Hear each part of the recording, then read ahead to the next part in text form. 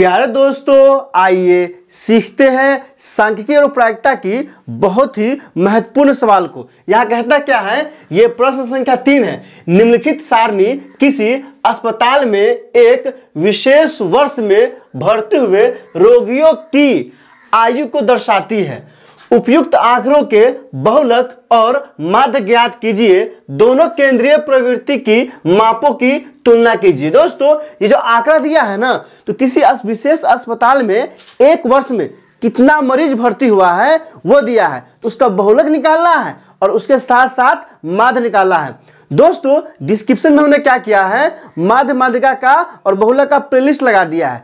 आप वहां जाइए, माध्य माध्यिका, बहुलक और प्रायिकता का प्लेलिस्ट को अच्छे से देखिए, ताकि एग्जाम में एक भी सवाल छूट नहीं पाए। और इसे अंत तक देखिएगा, क्योंकि ये हर हाल में और हर एग्जाम में, सारे एग्जाम में माध्य माध्यिका, बहुलक और प्रायिकता से सवाल 2 या 3 रहता ही है, इसलिए इसे अंत तक देखिए। आइए सबसे पहले क्या करते हैं, सारणी तैयार करते हैं। सारणी क्या है दोस्तों, 5 से 15। तो 5 से 15 का बारंबारता कितना दिया हुआ है, बारंबारता दिया हुआ है 6। फिर कितना है दोस्तों, 15 से 25। 15 से 25 का बारंबारता कितना दिया है, तो 15 से 25 का बारंबारता दिया हुआ है 11। फिर क्या है दोस्तों, 25 से 35। 25 से 35 का बारंबारता कितना दिया हुआ है, तो 25 से 35 का बारंबारता है 21। तो यहाँ क्या हो जाएगा, 21 हो जाएगा। फिर 35 से 45। 35 से 45 की बारंबारता कितना दिया है, तो 35 से 45 का बारंबारता कितना है, 23 है। तो यहाँ क्या हो जाएगा, 23 हो जाएगा। फिर क्या है दोस्तों, 45 से 55 बारंबारता कितना दिया है, तो 45 से 55 की बारंबारता है 14। यहाँ क्या हो जाएगा, 14।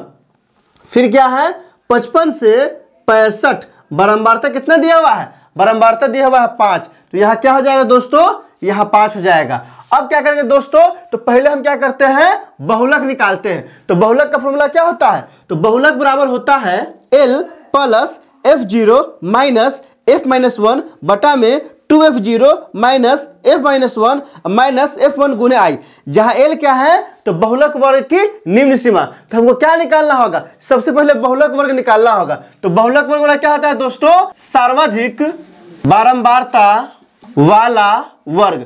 तो दोस्तों यहां देखिए, सबसे अधिक बारंबारता किसका दिया है, 6 है, 21, 11 है, 21 है, 23 है, 14 है, 15 है। तो सबसे अधिक किसकी बारंबारता है, 23 का।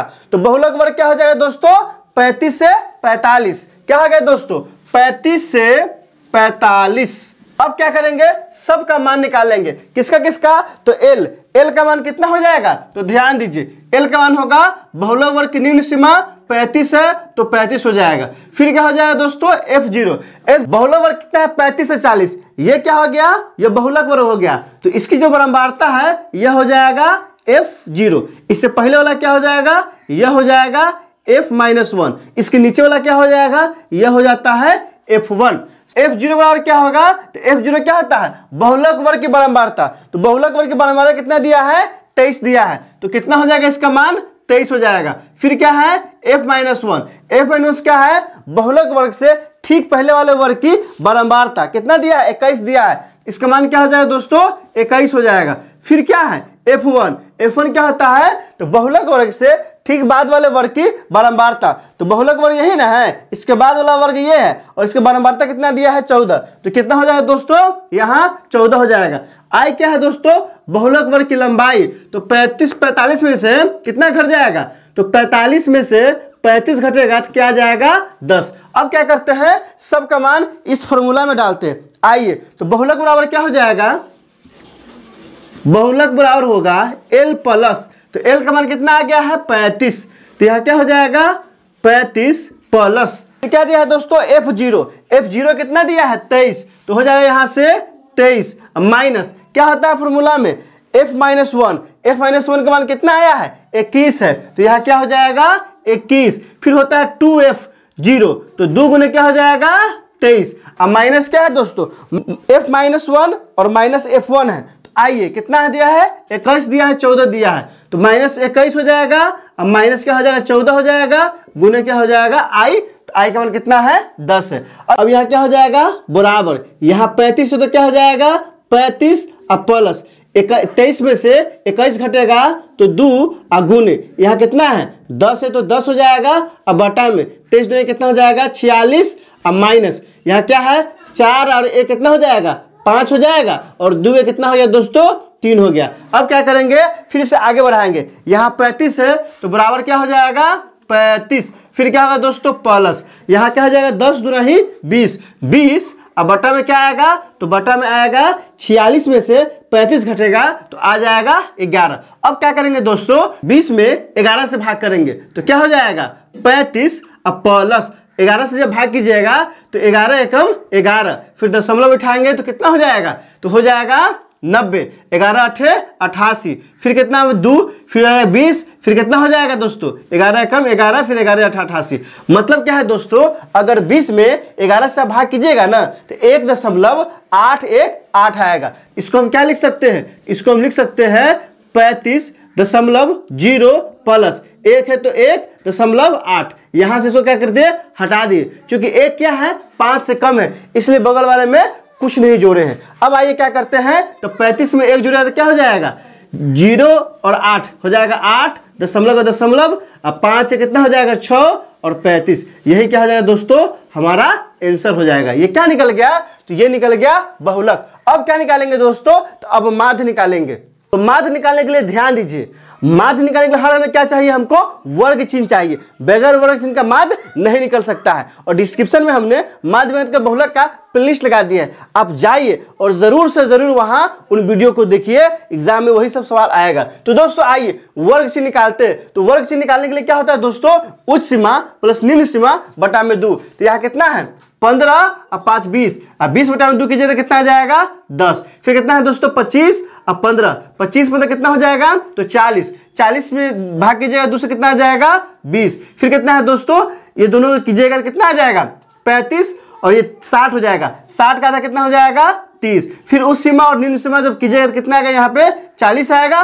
फिर दोनों को जोड़ के 2 से भाग कीजिएगा तो कितना आएगा 50 आएगा। फिर दोनों को जोड़ से 2 के भाग कीजिएगा कितना आ जाएगा दोस्तों 60 आ जाएगा। अब क्या करेंगे तो अब एक्सेप्ट निकालेंगे। तो आइए गुना करते हैं 10 छक कितना हो जाएगा 10 छक हो गया 60।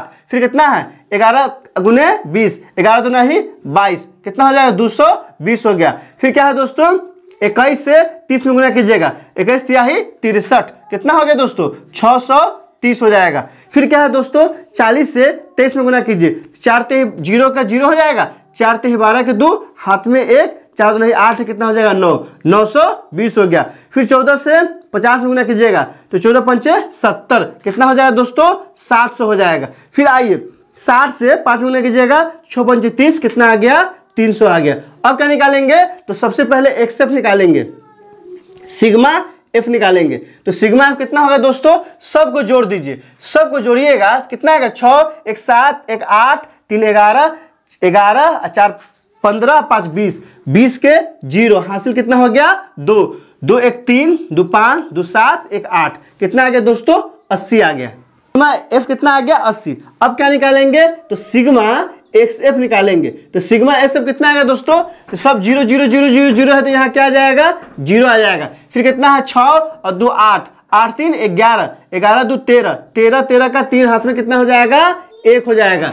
तो 2 1 3 6 3 9 9 9 18 और 18 7 कितना हो जाएगा दोस्तों तो 18 और 7 हो जाएगा 18 और 7 25 और 3 28 कितना हो जाएगा 2830। सिग्मा एफ कितना आ गया 80 और सिग्मा एक्स एफ आ गया है 2830। अब आइए फॉर्मूला लगाते हैं। तो माध्य बराबर क्या फॉर्मूला होता है दोस्तों तो माध्य बराबर फॉर्मूला होता है सिग्मा एक्स एफ बटा में क्या होता है सिग्मा एफ। तो यहां से क्या हो जाएगा देखिए सिग्मा एक्स एफ कितना आया है 2830 और एक्स एफ कितना सिग्मा एफ कितना है 80। तो यहाँ क्या हो जाएगा 2830 और बटा में क्या हो जाएगा 80 0 से 0 क्या हो गया कट गया। तो यहाँ क्या हो जाएगा दोस्तों 2 8 3 बटा में 8। अब क्या कीजिए 8 से भाग कीजिए तो 8 3 कितना हो जाएगा 24 हो जाएगा 24 43 हो जाएगा 8 पंचे 40 हो गया। फिर दशमलव हो जाएगा तो कितना हो जाएगा 3 30 हो जाएगा। फिर कितना होगा 8 3 के 24 फिर कितना हो जाएगा दोस्तों यहाँ ध्यान दीजिए जब 283 में 8 से भाग कीजिएगा तो 35 दशमलव क्या आ जाएगा 3 7 5 आएगा, और यहां से जब 5 इसको हटाएंगे तो बगल में 1 जोड़ेगा तो क्या हो जाएगा 35.38। यही क्या हो जाएगा हमारा माध्य हो गया। अब ध्यान दीजिए ध्यान से, अतः यहां लिख सकते हैं अतः क्या हो गया दोस्तों,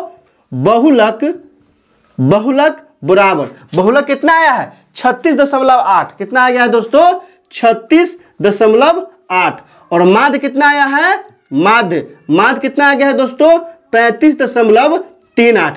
एक बात और ध्यान दीजिए, क्या कह रहा है, दोनों केंद्रीय प्रवृत्तियों की मापों की तुलना कीजिए। आप देखिए दोनों में से कौन बड़ा है और कौन छोटा है, तो तुलना करने पे क्या होगा दोस्तों, माध्य क्या हो जाएगा दोस्तों छोटा हो जाएगा, और बहुलक क्या हो गया बड़ा हो गया। तो इस तरह से हमने क्या किया, इस आंकड़ा का उपयोग करके बहुलक और माध्य निकाल दिया। दोस्तों ये आपके एग्जाम में 5 नंबर में आता है, इसलिए आप इसे अच्छे से समझ लीजिए और कॉपी पे नोट कर लीजिए। इसमें कहीं कोई दिक्कत हो तो आप कमेंट करके हमें बता सकते हैं। क्या आपने सीख लिया, कमेंट करके बताइए, इंतजार रहेगा। वीडियो अच्छी लगी तो लाइक कीजिए, मेरे चैनल को सब्सक्राइब कीजिए, ज्यादा से ज्यादा शेयर कीजिए। बहुत बहुत शुक्रिया।